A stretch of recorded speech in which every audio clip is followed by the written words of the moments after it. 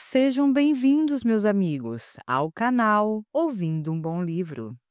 E no vídeo de hoje, daremos sequência à leitura do livro A Ciência de Ficar Rico, escrito pelo autor Wallace de Walter. Vamos analisar juntos o 16º e o 17º capítulo. Tenha uma boa leitura. Vamos começar? Capítulo número 16. Algumas advertências e observações finais. Muitas pessoas zombarão da ideia de que existe uma ciência exata para enriquecer, com a impressão de que o suprimento de riqueza é limitado. E insistirão em que as instituições governamentais e sociais têm de ser mudadas para que pelo menos um número considerável de pessoas possa adquirir uma competência. Mas isso não é verdade. É verdade que os governos existentes mantêm as massas na pobreza. Mas isso é porque as massas não pensam e nem agem do modo certo. Se as massas começarem a se movimentar de acordo com o modo sugerido nesse livro, nenhum governo e nenhum sistema industrial poderão contê-las. Todos os sistemas terão de ser modificados para acomodar o movimento para frente. Se o povo tiver a mente avançada, a fé de que tem capacidade de ficar rico e se movimentar para frente com o firme propósito de enriquecer, nada poderá mantê-lo na pobreza. Os indivíduos podem começar a agir do modo certo a qualquer tempo e sob qualquer governo e enriquecer.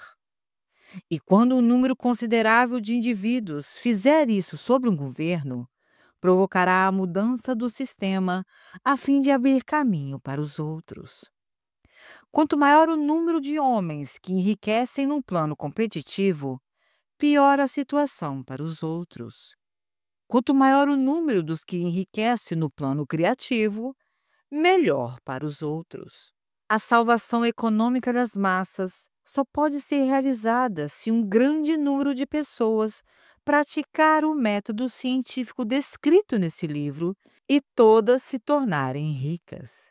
Esses homens e mulheres mostrarão aos outros o caminho e despertarão neles o desejo de uma vida real, com a fé de que podem alcançá-la e com o firme propósito de conseguir isso.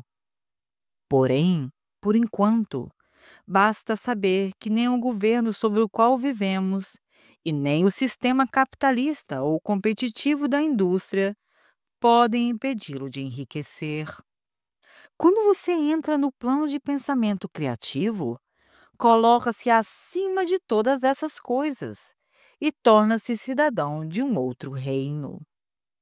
Lembre-se, porém, de que seu pensamento deve ser mantido no plano criativo. Nem por um momento sequer você deve permitir que o convençam de que o suprimento é limitado ou que você deve agir no nível moral da competição. Toda vez que cair nos antigos modos de pensamento, corrija-se imediatamente, pois quando você entra na mente competitiva, perde a cooperação da mente do todo. Não perca tempo imaginando como resolver prováveis emergências no futuro, exceto quando as providências necessárias afetarem os seus atos no presente. Concentre-se em fazer o trabalho de hoje com sucesso e perfeição, e não nas emergências que poderão surgir amanhã. Você tem condições de resolvê-las à medida em que forem aparecendo. Não se preocupe pensando em como poderá transpor os obstáculos que aparecerem em seu horizonte profissional, a não ser que veja claramente que pode alterar seu currículo hoje, a fim de evitá-los. Por mais que possa parecer um obstáculo, visto à distância, você descobrirá que, agindo do modo certo, ele desaparecerá quando você se aproximar, ou que encontrará um meio de ultrapassá-lo ou contorná-lo a tempo. Nenhuma combinação possível de circunstâncias pode derrotar um homem ou uma mulher que caminha para a riqueza, seguindo linhas estritamente científicas.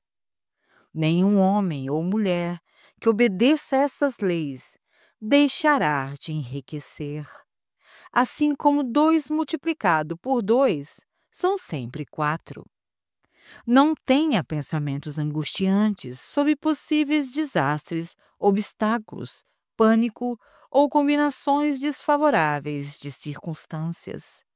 Você terá tempo suficiente para enfrentar esses eventos quando eles aparecerem no presente imediato e descobrirá que toda dificuldade traz consigo os elementos para sua solução. Seja prudente no falar.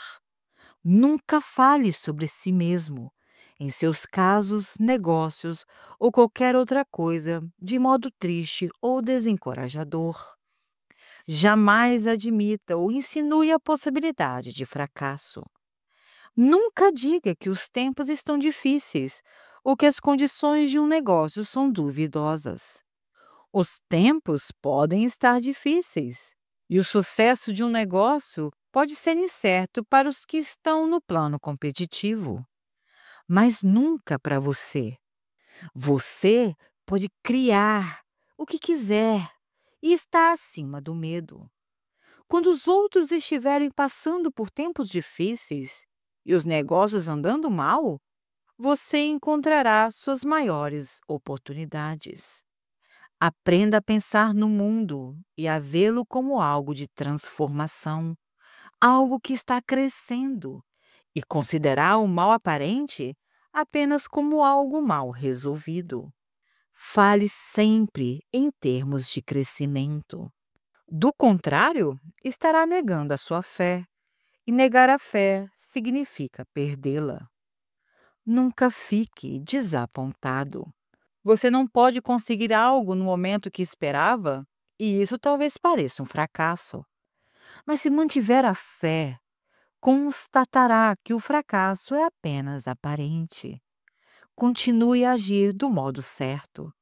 Se não receber o que espera, receberá algo muito melhor e verá então que o fracasso foi, na verdade, um grande sucesso. Um estudante dessa ciência estava resolvido a fazer determinado negócio, que naquele momento parecia extremamente desejável. E ele trabalhou algumas semanas com essa finalidade. Quando chegou o momento, o negócio falhou de modo perfeitamente inexplicável, como se alguma influência invisível estivesse trabalhando contra ele. Mas o estudante não ficou desapontado. Ao contrário, agradeceu a Deus por seu desejo não ter sido atendido e continuou o seu caminho cheio de gratidão. Em poucas semanas, apareceu uma oportunidade muito melhor, que não existia de modo algum no primeiro negócio. E ele percebeu que uma mente que sabe mais do que ele havia evitado que perdesse a oportunidade melhor, não permitindo que se comprometesse com a menor. Assim funcionam os fracassos aparentes. Quando você mantém a sua fé, seu propósito e sua gratidão, e faz todos os dias tudo que pode ser feito naquele dia, realizando cada ato com perfeição e sucesso. Quando você tem um fracasso, é porque não pediu o suficiente. Insista, e uma coisa maior do que a que estava procurando certamente virá até você. Lembre-se disso. Você não fracassará por falta do talento necessário para fazer o que deseja. Se seguir as instruções desse livro, desenvolverá todo o talento necessário para realizar o seu trabalho. Não faz parte do objetivo desse livro tratar da ciência de desenvolver um talento, mas de um processo tão simples e certo como o processo de enriquecimento. Entretanto, não hesite e não recue com medo de não ter habilidade suficiente, para uma determinada atividade. Continue em frente. E quando tiver de desempenhar essa atividade, a habilidade lhe será dada. A mesma fonte de habilidade que deu a Lincoln, um homem culto, a capacidade para realizar um dos melhores governos jamais conseguidos por um só homem, está aberto a você. Você pode se abastecer de sabedoria suficiente para desempenhar o trabalho que deve fazer. Siga em frente e com toda a sua fé. Estude esse livro. Faça dele o seu companheiro constante, até compreender e dominar todas as ideias que ele contém. Enquanto estiver estabelecendo a sua fé, será conveniente abandonar a recreação e os prazeres e afastar-se de lugares nos quais são expostas ideias conflitantes, em sermões ou palestras. Não leia literatura pessimista ou conflitante e nem discuta o assunto.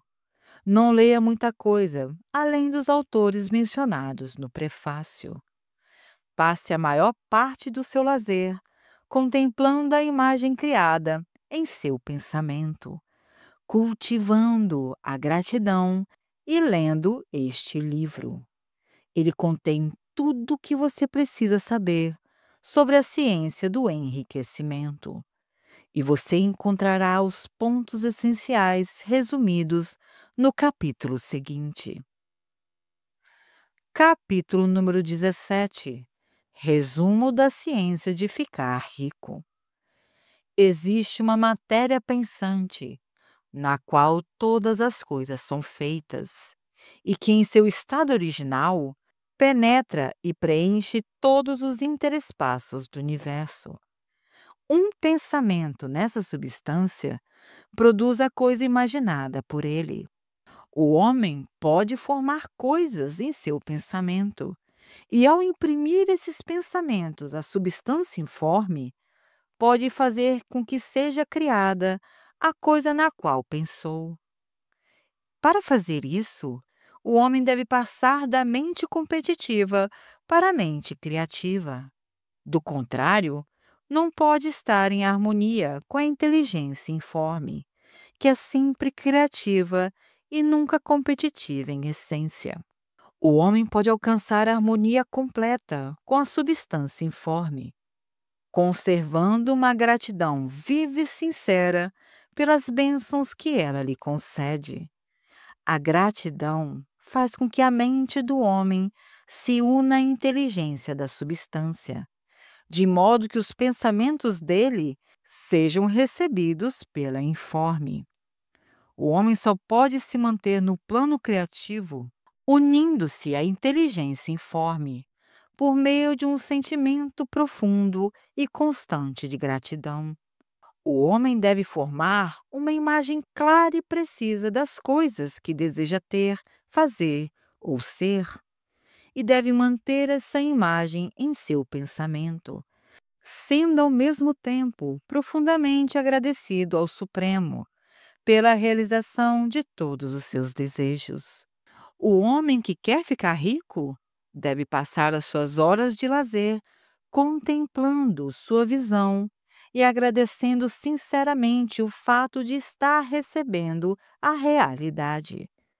É extremamente importante a contemplação frequente da imagem mental, aliada à fé inabalável e à gratidão sincera.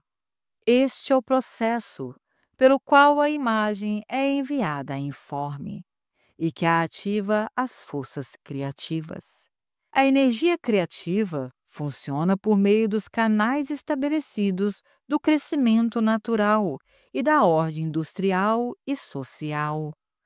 Tudo que está incluído nessa imagem mental certamente será trazido para o homem que segue as instruções e cuja fé jamais vacila. O que ele deseja lhe será dado por intermédio da indústria e do comércio. Para receber o que lhe pertence no momento que chegar, o homem deve ser ativo, E essa atividade só pode consistir em ser maior do que o lugar em que ele ocupa. Deve manter na memória o propósito de ficar rico, por meio da realização dessa imagem mental. E deve fazer, cada dia, tudo o que puder fazer nesse dia, cuidando para que cada ato seja feito com perfeição e sucesso. Deve dar a cada homem o valor de uso maior do que o valor em dinheiro que ele recebe, de modo que cada transação signifique mais vida, e deve manter o pensamento avançado de que a impressão de crescimento será transmitida a todos aqueles com quem ele entrar em contato.